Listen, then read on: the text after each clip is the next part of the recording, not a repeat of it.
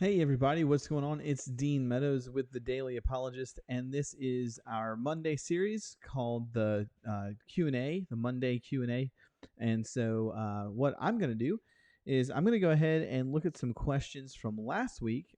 And those of you who have questions that show up in the chat are more than welcome to, ask away. And if I have an answer, I'll do the best that I can to give it to you in a succinct, understandable way. If I don't have an answer, I'm just going to look at you, look at the screen and just say, hey, I don't have an answer. I'll get back to you on that. Now, before I get started, there's a couple of announcements that I need to make. One is that, hey, you want to make sure to check out tomorrow. Tomorrow is Twitter Tuesday. That's over on YouTube. And also Thursday, there will be the releasing of the podcast on YouTube as well. It's When the Atheist YouTuber Comes to Town. Had a great conversation with a gentleman by the name of Jim Barrows. He's from the atheist community of Austin.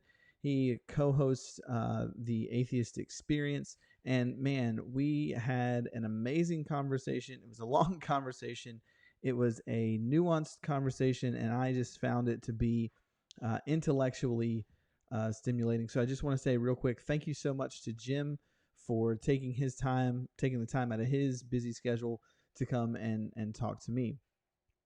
Also, if you haven't signed up for the newsletter that goes out monthly from the Daily Apologist, so you can kind of have access to behind the scenes of what's going on and what's coming down the pipe, you're going to want to subscribe to that. You can do that over at our Facebook page, or you can just shoot me a message and say, hey, I want to be a part of the subscription list, and I'll just ask you for your email. We'll add you to that subscription list. And guess what? You can go ahead and be on the subscription list. If you're in the chat, go ahead and put your name down on the chat. If you have a comment about anything that we discussed, make sure you put it down there. I want to know who's watching.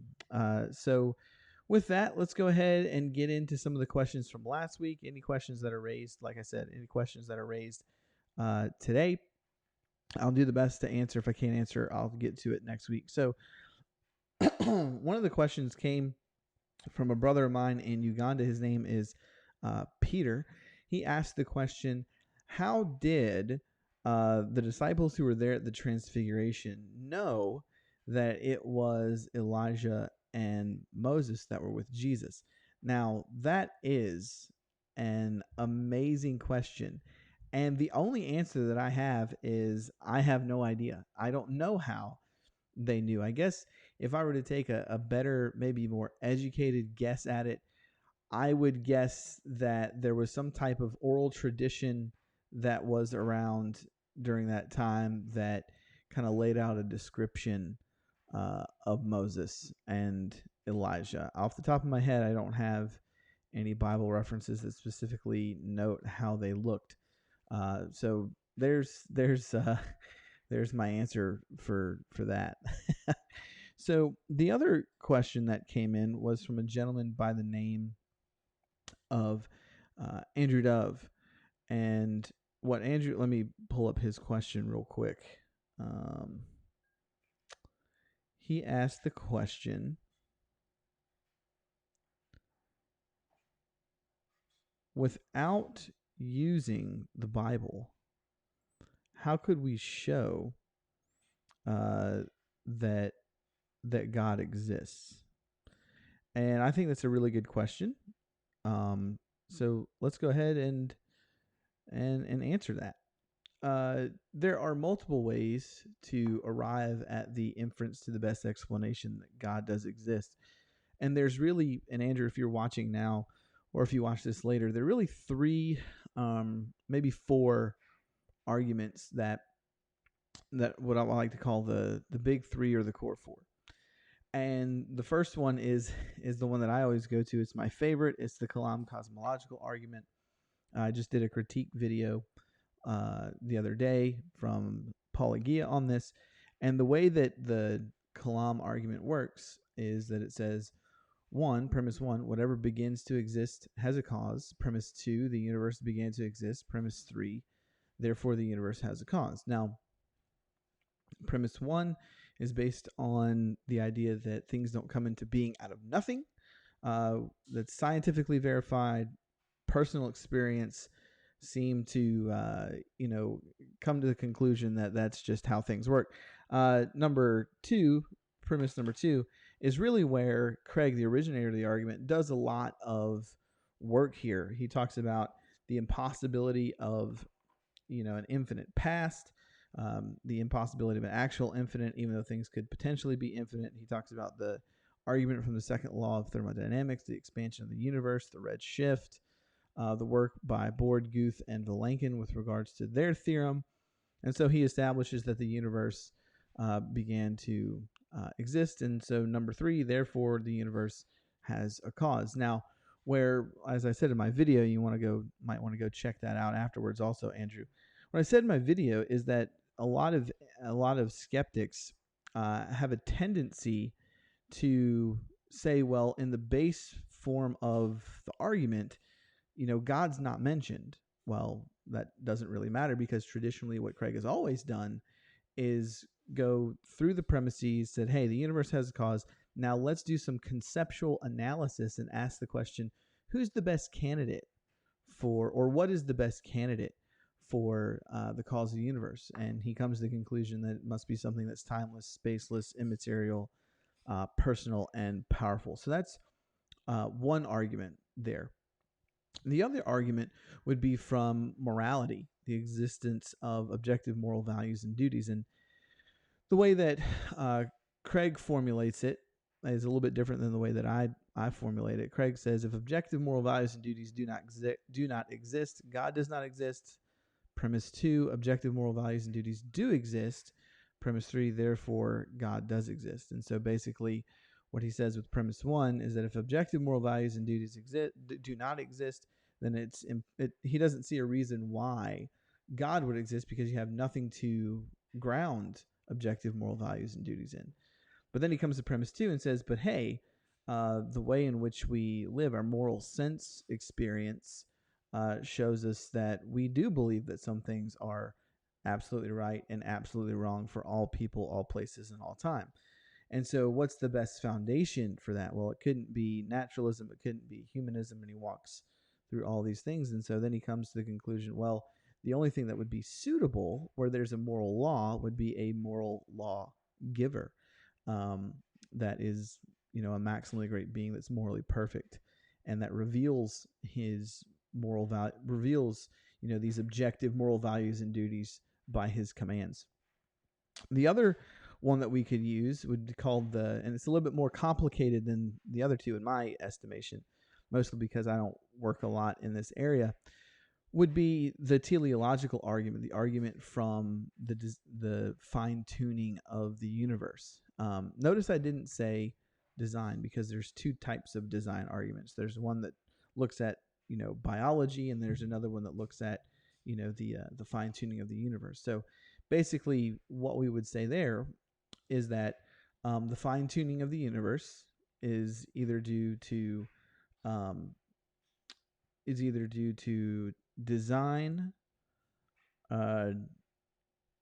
What is it? Let me. I've just forgot it. The apparent fine tuning of the universe is due to either. You know what? I'm gonna look it up because I don't have it on me right now. Man, I feel so embarrassed. Let me look at it. It's right here.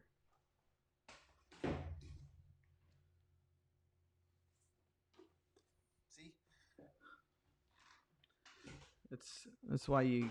Oh, I just lost light. How did that happen? If there's anything that I've noted, that anything can happen on a live stream. Yep. Let me see here. Hey, there we go. We're back. This will be one of the more entertaining live streams I ever do, that's for sure. So let me look here.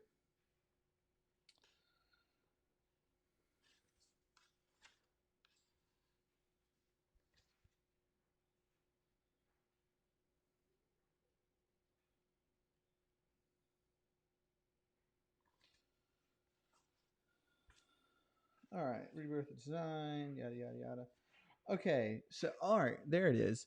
So fine tuning of the universe, I missed physical necessity. The fine tuning of the universe is either due to physical necessity, chance, or design. That's premise one.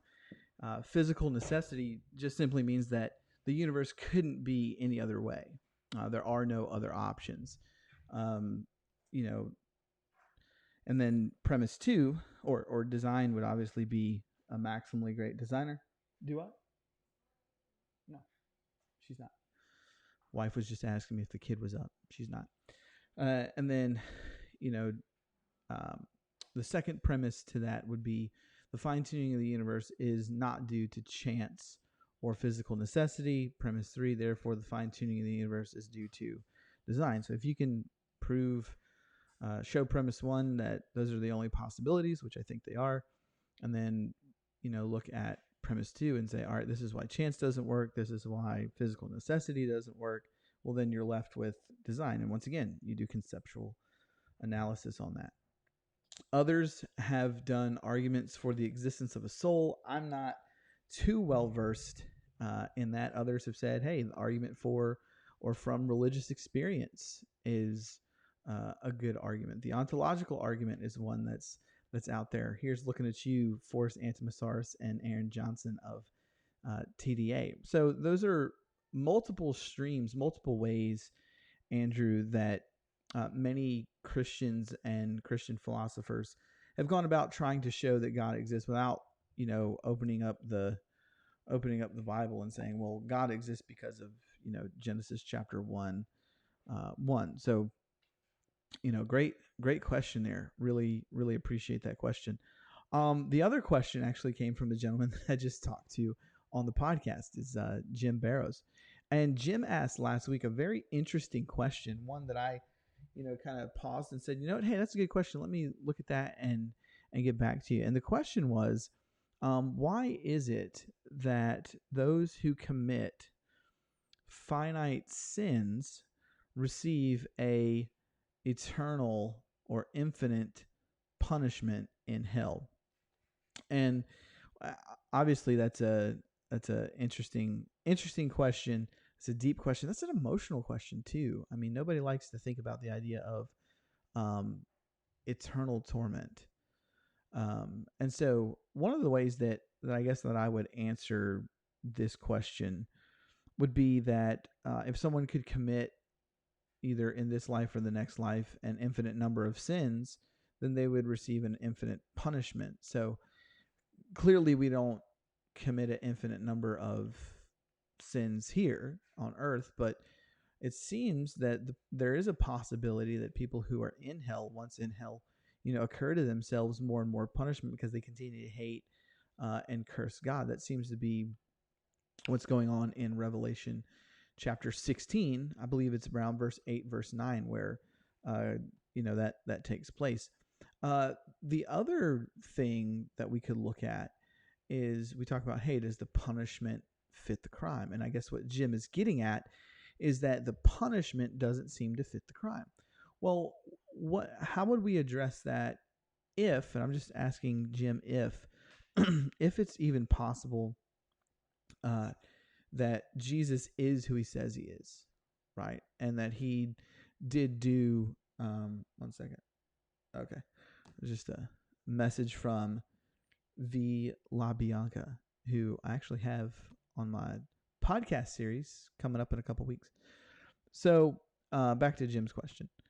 So how do we address that? Well, if Jesus is who he says he is, if Jesus is this Jewish itinerant apocalyptic preacher that goes around and does miracles, is the Son of God, did rise from the dead, did offer himself up as a sacrifice, John 3:16, for God so loved the world that he gave his one and only Son, that whoever believes in him shall not perish but have eternal life, right? And Jesus talks about that life being the abundant life as well. Well, that seems to be a offer of eternal life. And what would be the consequence, given God's nature and his holiness, if one were to reject that eternal offer? Well, that eternal peace, so to speak. Well, it seems that the just punishment for that would be eternal torment, given the weight, the weight of what God has given, the weight of what Jesus has given, the nature of God, and the degree of the rejection. To live one's whole life and reject Jesus as the Son of God over and over and over and over again, seems to be, I don't see any incoherence there, or incompatibility with that prospect. It seems to me that's what the Bible teaches. So that's why people will receive a eternal punishment, um, as you say, for a finite sin. I would argue that the rejection of Jesus might be a finite decision, but but it but because of the weight of what's going on there with Jesus and his sacrifice, it it carries more than just uh, a finite punishment. So there you go. Who's in the chat? I see that there's some people here in the chat. Go ahead, uh, talk about it. Let's chat for a little bit. So those are the questions I have for this week. One of the things, also another shout out that I wanted to give is just to the team at TDA. I can't tell you enough about the people that I have the privilege of working with. They are some of the brightest minds that I've ever come across in the field of apologetics. I don't know if you guys know this or not. He's probably going to get a little embarrassed when I say this, but a while back, um, there's a Theologos program that's run out of Oxford University, that allows people to come and study there intensively for a year. And I don't know how many people have registered for it, or not registered for it, have applied for it. But I think only like 24 people get in. And what was amazing is that by the grace of the good Lord himself, uh, Aaron Johnson and I got into the program. So I want to give a shout out to Aaron.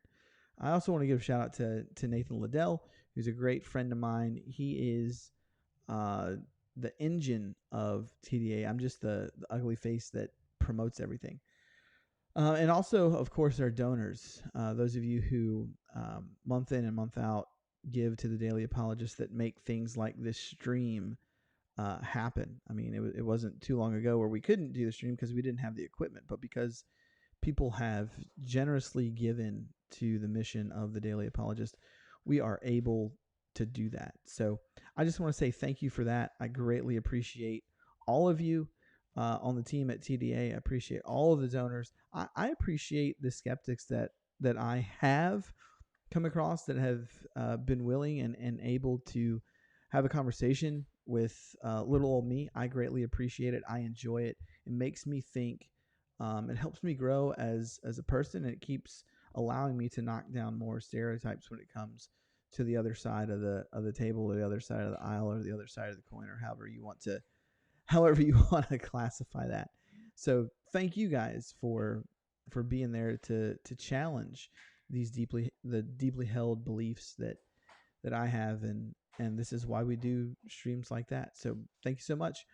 All right. Well, there are no more questions. I don't see any questions in the comment section or reaction section. So that is the Monday Q&A with TDA, the Daily Apologist. Obviously, for more content, you can look at the ticker, thedailyapologist.com.